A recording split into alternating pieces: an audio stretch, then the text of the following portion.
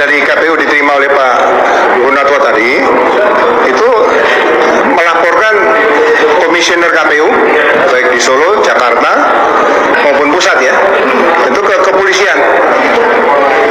Kemudian kepolisian menyidik. Nah, disinilah penyidikan dugaan ijazah palsu mulai dilakukan oleh kepolisian. Kemudian menerbitkan laporan polisi, ya kemudian menerbitkan surat perintah dimulai penyidikan, kemudian melengkapi dengan administrasi penyidikan, sampai akhirnya juga menggunakan pemeriksaan laboratorium kriminalistik atau laboratorium forensik di situ. Jadi awal dari pembuktian ijazah yang diduga palsu tadi adalah dengan laporan yang harus dilakukan, melaporkan komisioner KPU tadi ke Kepolisian Negara Republik Indonesia dengan barang bukti adalah ijazah yang dilegalisir oleh KPU, dinyatakan dari KPU sebagai bukti utama nanti. Saya mendengar sendiri dari Ring 1 Istana yang membantu Presiden Jokowi sampai sekarang. Ya, mereka ini nggak mungkin saya buka ya, Bro Firman ya.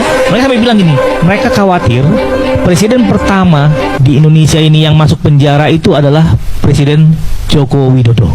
Saya mendengar ada konsensus tidak tertulis di negara ini bahwa seolah-olah presiden dan wakil presiden itu kebal hukum. Padahal kalau kita lihat konstitusi kan jelas tidak ada satu orang pun yang kebal hukum di negara ini. Semua warga negara, baik presiden, baik siapapun profesi di paling bawah itu bersamaan kemudian dalam hukum dan pemerintahan gitu. Nah, ini Bapak Jokowi hadir memenuhi jadwal pemeriksaan dari penyidik. Jadi kalau kita lihat tadi Bapak memasuki bersama dengan tim, kami juga mendampingi, dan dalam hal ini Bapak juga membawa dokumen-dokumen yang nanti akan disahkan, akan disampaikan kepada penyidik, dan tergantung penyidik nanti apakah akan menggunakan dan atau melakukan penyitaan. Jadi tentu Bapak secara konsisten terus akan mengikuti proses hukum, akan menghargai semua proses yang terjadi, dan hari ini dapat kita lihat penjadwalan Bapak untuk diminta keterangan dilakukan di Polres Solo. Saya rasa demikian. Ada pertanyaan? PN Surakarta sudah diputus oleh Majelis Hakim. Tadi sudah saya sebutkan perkara perdata nomor 211 garing PDT.G/25 2025 PN Surakarta yang diputus ya dengan amar putusan mengadili dalam eksepsi, menerima eksepsi tergugat 1, tergugat 2, tergugat 3, dan turut tergugat ya. Jadi kalau hari ini diputuskan telah terbukti ijazahnya palsu karena apa? Ada yang bersaksi bahwa yang ada di ijazah itu berbeda dengan orang yang dia lihat. Jadi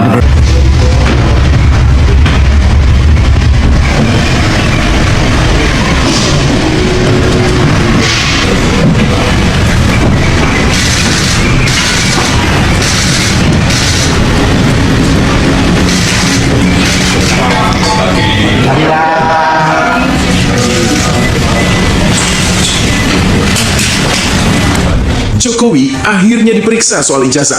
Awal terbukanya kebenaran atau sekedar klarifikasi. Akhirnya, setelah bertahun-tahun menjadi polemik di ruang publik, Presiden ke-7 Republik Indonesia Joko Widodo memenuhi panggilan penyidik. Selama 3 jam di Polresta Solo, Jokowi menjawab 45 pertanyaan penyidik Polda Metro Jaya terkait dugaan ijazah palsu, isu yang selama ini dianggap tabu, sensitif, bahkan tidak boleh disentuh. Peristiwa ini menandai titik penting. Untuk pertama kalinya, isu ijazah Jokowi tidak lagi sekedar perdebatan media sosial, tetapi masuk secara resmi ke ruang hukum. Jokowi akhirnya benar-benar penuhi panggilan untuk diperiksa.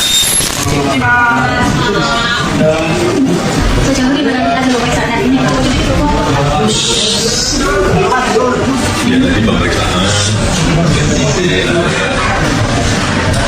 45 pertanyaan, yang 35 sudah pertanyaan yang lalu tapi direview kembali, dan yang baru 10 pertanyaan dan semuanya saya jawab sesuai dengan yang saya tahu dan menjadi apa adanya. Bang Roy Suryo, ketika Anda bersama dengan kawan-kawan, kasusnya sudah dilimpahkan ke tahap yang lebih tinggi, tapi di hari kemarin, sekitar hari Selasa kemarin kalau nggak salah, ada sebuah keputusan dari KIP. Bagaimana Anda memaknai ini? Apakah jangan-jangan Anda merasa oke? Tampaknya saya akan dapatkan katakanlah kotel efek dari keputusan KIP ini. Apa yang dilakukan perjuangan oleh Pak Dr. Punatua selama ini sebenarnya bukan hal yang singkat, itu perjuangannya panjang. Dulu kami bersama-sama dengan Dr. Punatua itu menggugat, karena waktu itu kita minta salinan putusan salinan tentang ijazah ini. Awalnya itu nggak diberikan, segala macam cara, bahkan dulu KPU Solo itu sempat mengatakan sudah nggak ada. Ya kemudian Dr. Punatua memasukkan, kalau nggak ada berarti Anda melanggar undang-undang KASI Pak, bisa kena 10 tahun. Satu mereka, hanya keluar. Keluar tapi hanya satu. Yang diingat gini Pak, biar semua pemirsa yang tadi. Yang kita minta itu ada 5 jenisnya, 5 seperti ini.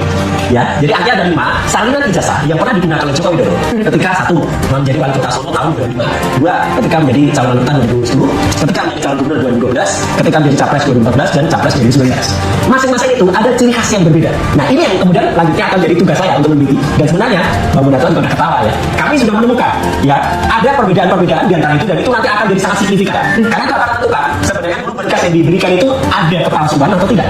Karena tadi Pak Dr. Munaswan mengatakan 3 tanda tangan ini yang penting. Tanda tangan waktu itu Pak Rektor UGM tahun 85 yaitu Pak Tobu Yakob, Dekan Pak Nardi, dan juga Dekan pada saat ini diberikan dan tanggalnya kapan. Karena di sini misalnya ada Profesor Nardi, ya Profesor Dr. Muhammad Naim, bukan Dr. Muhammad Naim. Ada juga Profesor Sudiati. Ada juga nama seseorang yang harusnya itu ada juga, tapi itu belum muncul pada harusnya ada. Dan di situ nanti dimaksudkan oleh Pak Dr. Punatua itu sebagai kemenangan rakyat. Karena kalau ini terbuka, jadilah palsu nanti. 99,9% akan mendukung upaya kami ya di dalam membongkar ijazah palsu. Sama seperti kesaksian nanti, silakan ditanya sendiri ke Pak Komjen. Yang dengan pengalaman beliau melihat foto ini, beliau kenal sama juga dengan Pak Jokowi. Nanti boleh ditanyakan ini Jokowi atau enggak? Gitu. Ya. Dan kami menurut penelitian telematika, begitu melihat foto ini foto baru, nggak mungkin foto 40 tahun yang lalu gitu. Oh di UGM nyatanya ini punya saya, punya kakak saya, punya ayah saya nggak ada materinya. Tapi itu bukan kehutanan tahun 85. Ya, ini nyatanya di Fakultas Kehutanan UGM ada yang warna hijau gitu, sarjana muda. Nah kalau ada di luar dari, saya takut anak-anak muda ini luar biasa Pak. Kemarin mereka di Borneo sana ketika aksi demo terjadi, mereka yang bersihin sendiri. Oh, critical thinking mereka luar biasa sekali. Kita benar-benar ada di generasi emas. Generasi emas ini dihasilkan bukan dari pemerintah yang baik, tapi memang dari akses internet yang luar biasa. Wow, mereka fluent sekali ngomong bahasa Inggris. Kadang kebalik-balik gitu, ya kan? Mereka sangat terbuka sama data. Nah, kita udah punya bonus demografi nih.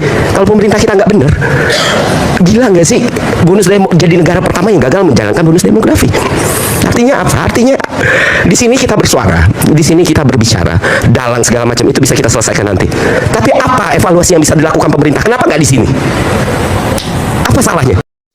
Oke, teman-teman, kembali lagi bersama saya di channel ini, yang dimana kita akan membahas beberapa tanggapan-tanggapan ataupun komentar teman-teman kita netizen dari cuplikan video yang baru saja kita tonton, teman-teman. Nah, di sini ada yang menyatakan seandainya penegak hukum itu tidak pandang pilih, pasti Indonesia damai dan sejahtera. Ya, penyanyi lulusan SMP saja bisa jadi pejabat zaman sekarang, dan artis-artis para penyanyi banyak yang jadi pejabat padahal tidak memenuhi kriteria. Yang kuliahnya mati-mati malah susah cari kerja, ujung-ujungnya jadi pengangguran. Ya, di akhir zaman keadilan menjadi barang langka. Hakim yang diharapkan menjadi garda terakhir keadilan justru menjadi penyebab ketidakadilan itu sendiri, yang akhirnya mengacaukan negeri sendiri. Lagu lama udah nggak mempan, cuma modal anak-anak abah dari dulu, anak abah sampai kematian pun tetap anak abah yang dipojokkan. Rakyat ingin kejujuran penegak hukum dan hakim-hakim juga. Ya, dari dulu kalau pejabatnya jujur, negara akan makmur. Sayangnya masih banyak para pendusta yang selalu tidak berpihak pada keadilan. Zaman sekarang penyanyi lulusan SMA saja bisa jadi pemimpin loh, dan yang kuliah mati-matian jadi pengangguran. Benar banget, ada oknum pejabat yang tidak jujur, tidak ingat Allah, dan tidak ingat mati jadi hukum bertele-tele. Ini kesempatan terakhir bagi para penegak hukum untuk menunjukkan sikap kebenaran dan kejujuran, kalau rakyat mau menaruh kepercayaan yang sebenarnya. Agar Jokowi segera proses hukum, masyarakat dibohongi, terus segera adili Jokowi. Apa yang dibohongi di kampungku, jalan pada bagus, panen setahun bisa 2 atau 3 kali, karena irigasinya dibangun sama Pak Jokowi. Banyak yang tidak mampu kuliah, dari anak yang tidak mampu bisa kuliah di Jawa Barat sampai Surabaya sampai Bali dibangun. Nah, di Jawa Barat dibangun tol terus, pelabuhan terus, bandara, sehingga investor banyak datang. Pabrik dibangun karena siapapun Jokowi jangan kebencian mulu, urusin sadar diri sendiri. Nah, kalau asli ijazahnya insya Allah udah diperlihatkan karena aspal jadi berbelit-belit nyata. Rakyat dipaksa suruh mengakui ijazah palsu jadi asli. Rakyat sudah pada cerdas, bro. Inilah kalau hakim kena suap. Jadi keputusan cenderung lama, tidak tegas, udah jelas fotonya aja berbeda. Apalagi orangnya. Rakyat lagi susah, ini malah ngurusin ijazah udah bertahun-tahun, dasar yang direbutkan kekuasaan. Malingnya mudahan ketangkap, jelas harus dihukum. Ajarkan rakyat Indonesia yang indah makmur, tenang damai, dan tegakkan keadilan tanpa pandang bulu. Semoga biang kerok kegaduhan ijazah palsu Jokowi segera ditangkap dan diadili. Ijazah palsu Jokowi telah membawa sial bangsa Indonesia mundur 50 tahun. Rakyat dibuat sengsara karena ulahnya. Rakyat menunggu kejujuran, bukan pembenaran. Tidak ada yang tahu umur seseorang. Kematian paling dekat daripada membohongi diri, mempermalukan diri sendiri. Ayo para aparat penegak hukum, ajarkan rakyat tentang keadilan, kejujuran dalam penegakan hukum agar rakyat dapat hidup damai dan tentram sebagai warga negara. Rakyat cuma menunggu kapan penegak hukum bisa jujur. Masalah yang remeh teman saja nggak bisa menyelesaikannya. Para pejabat Konoha yang tak jujur malah disayang, dihormati karena banyak uang dan harta. Kalau sudah terbukti ijazah palsu Mulyono, kenapa hakim dan penegak hukum sampai detik ini masih aman dan semua diam dan para termul mati-matian mempertahankan kebohongan ini? Ya, penegak hukum gak takut dosa. Ingat Allah tidak jujur, jadi tahu orang-orang yang selalu bohong dan khianat. Camkan itu Pak Hakim.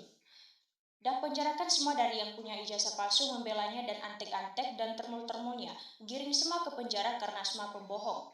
Penegak hukum di Indonesia saling goblok, menangani ijazah selambat aja gak rampung-rampung. Jangan jadi termul, kau dibayar uang rakyat. Usut buzzer dan termul kalau digaji dengan uang rakyat, baik di masa Jokowi masih aktif maupun Jokowi dan pensiun. Yang kerjanya cuma debat kusir bela-belain ijazah Jokowi yang diduga palsu. Baik sebagai anggota Dekom di suatu BUMN hasil KKN, di mana pendapatan BUMN harus masuk ke Menteri Keuangan yang nantinya dijadikan masuk ke APBN, bukan masuk ke kantong buzzer dan termul.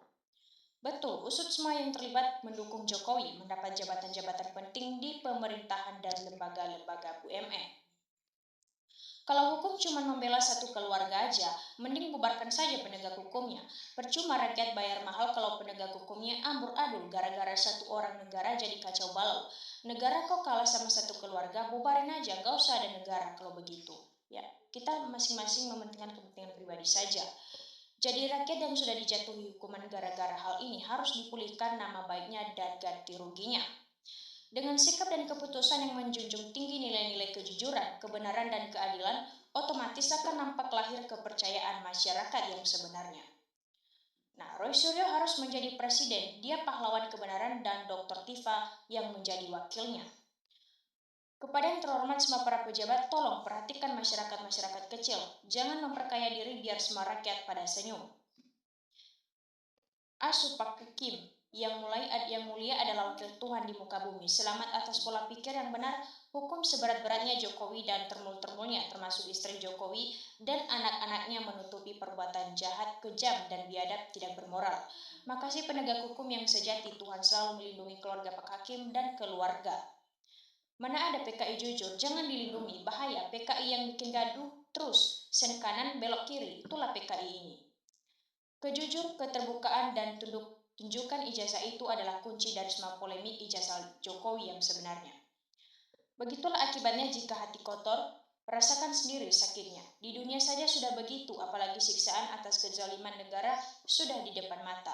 Sesuatu yang busuk biar dibungkus rapi dan rapat akan tercium. Kejahatan luar biasa terhadap rakyatnya nanti satu persatu akan terungkap. Kebohongan dan kesombongan adalah sifat setan yang mendapat stempel laknat dari Allah SWT.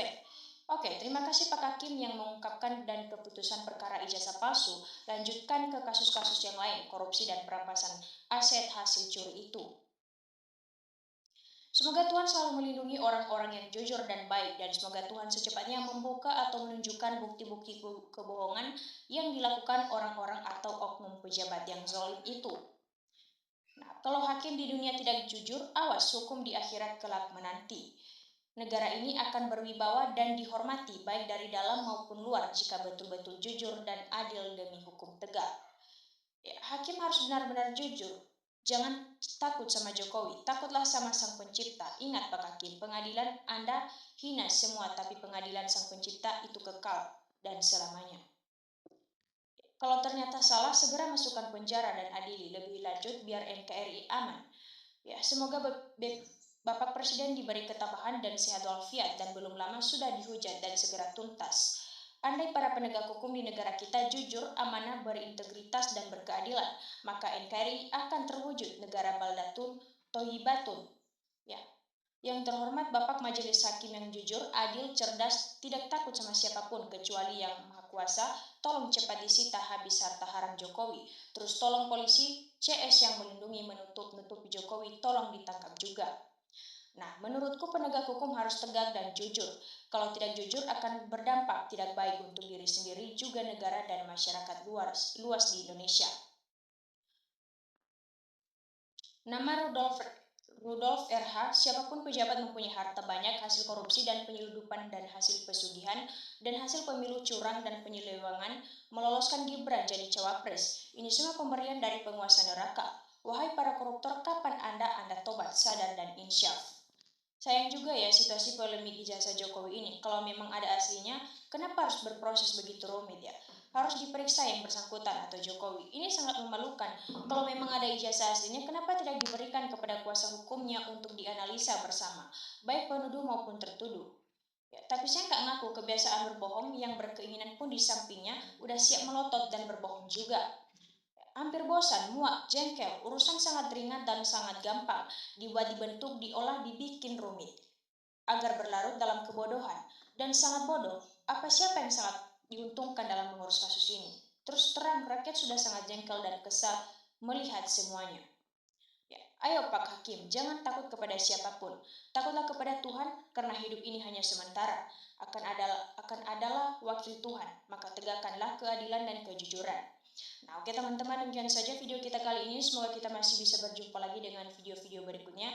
Jangan lupa ditonton dan jangan lupa ditinggalkan jejaknya. Terima kasih.